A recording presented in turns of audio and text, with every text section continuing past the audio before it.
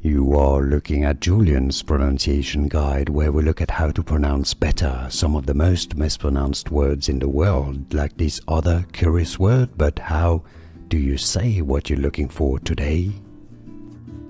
We are looking at how to pronounce this name. We'll be looking at how to say more confusing names from history and French names that many mispronounce as well. Stay tuned.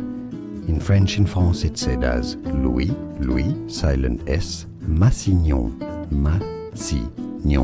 Louis Massignon. In English, you could say it as Louis Massignon. From French, Louis Massignon. More videos for you here to learn more. See you there. Thanks for watching.